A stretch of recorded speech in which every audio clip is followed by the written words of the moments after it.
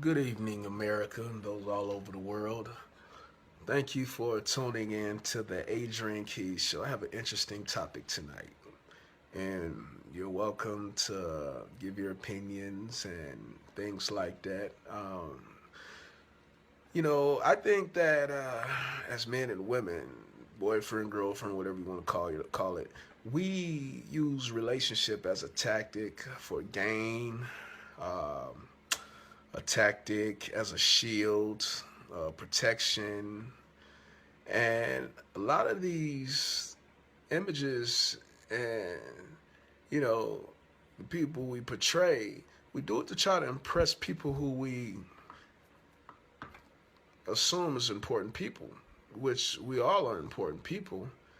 But when you're not confident and you're there to please others instead of pleasing yourself, you get caught up in that trap. And, you know, that mental mind state can be very crucial on an individual. For example, I want to start off with women first. Some of you women have to understand that, a relationship is based on being compatible. One shouldn't want one thing and the other want another. You know what I'm saying? Because then it becomes a tug of war. It's a struggle. And we talk about compromise, but compromising has its limits because some of us compromise by, well, I'll buy you a car. Um, I'll share my investments. I'll build your bank account up if you marry me. But we have to be married. So when you present something like that, it's kind of like you're beating and cheating yourself, and you're setting yourself up for failure. And you're also setting the other individual up for failure, but you're also giving them an advantage if they're materialistic. Because basically what you're saying is, if you do this certain thing, I'll give you this.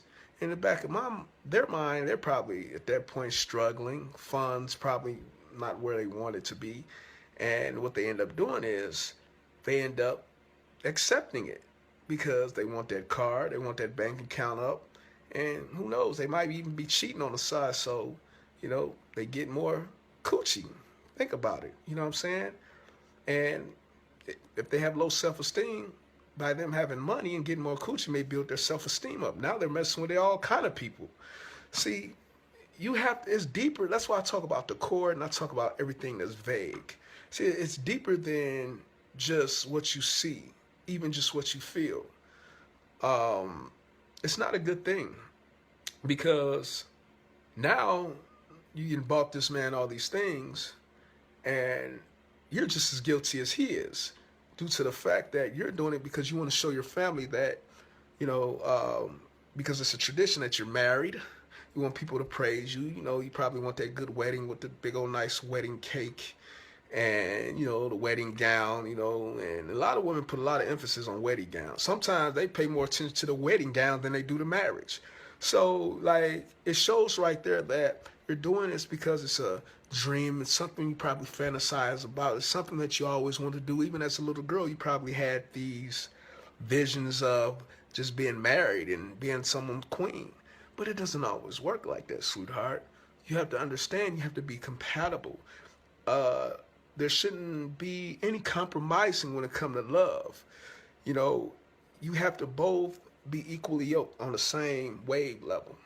There can't not be no big him, little you, or, little him, big you. You know what I'm saying? Because it just don't work. And people were people wonder why they're not happy in relationships. They wonder why they are always arguing, suicide, uh, and the worst of the worst that happens. And so, women, when you look for a relationship, try not to be impulsive about the situation. Try not to allow your emotions to make decisions for you because it can be detrimental. Now, sweetheart, you're stressing, your hair falling out. You can see the features. Once you were just so beautiful to everyone, but now you ain't got into this make believe relationship. You know what I'm saying? People can see the imperfect. People can see the stress. You know what I'm saying? They see things that we can't see. You know, and then the good thing about it, When you're when out you're of a in a relationship, relationship, you look a lot better. You're, you know what I'm saying, and you're back to your old self again. And sometimes we put ourselves in traps. We be trying to set the trap, and we put ourselves in trap. Now, make good decisions, women. You know what I'm saying? Don't go off of feeling. Don't do the marriage thing to impress your mother or your father because you want to be perfect. Don't do that. You know what I'm saying? Because, sweetheart, no one's perfect. And if no one can accept you and for your imperfections, I say to hell with them. Who are they to judge? Because you don't know what goes on in their life. People tell you what they want to tell you, but do you really know? And I'll talk about that, about being a leader. Think outside the box. You know what I'm saying? Find yourself. You know what I'm saying? Be your own person. You know what I'm saying? I guarantee you'll have a peaceful life. Now, we got to get on the fellas. Now, fellas, a lot of us, man, we make bad decisions, man. Oh my God. You know what we do, man? That's not good. We look for that woman with that nice old onion, that booty, you know, those lips, those features. You know what I'm saying? And we're thinking that we have a prize. Sometimes we do, sometimes we don't. But just to judge a woman by her looks, man, that can be so bad. Because I'm gonna tell you something. You may be a hardworking guy, and she might be lazy.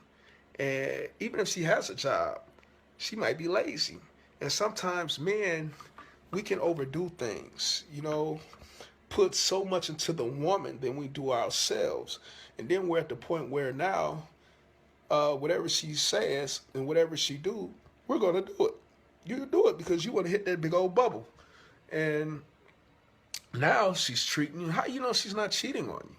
Because you got to understand, you didn't get with her because you wanted to respect her mind or get to know her as a individual. You know what I'm saying? It wasn't like it was an authentic meeting.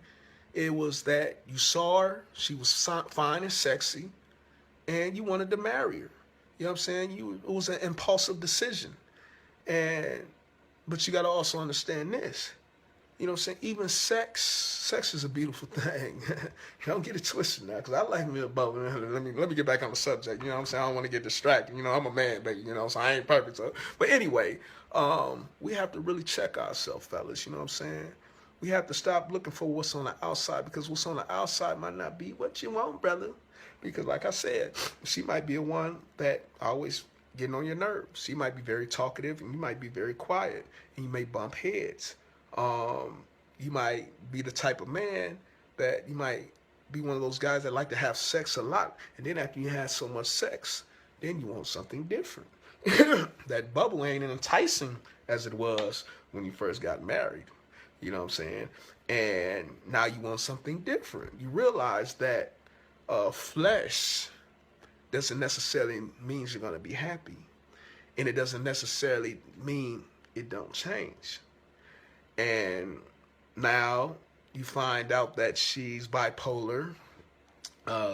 She like to break things, put your clothes on fire, bust your car windows out, call the police on you, make false reports just to make your life a living hell. But how can you really get mad, brother? Because you got to understand this. All you wanted was some sex. You just wanted a lifetime of sex. You know what I'm saying? You didn't care about the woman's mind. And really, you didn't have no respect for her in the beginning, because if you did, you know what I'm saying, the first thing you would have noticed was her as a person. Your eyes would have directed your eyes to her eyes instead on her tush. You know what I'm saying? Little Peter was throbbing, and you let it make a decision that can probably give you a lifetime of pain. So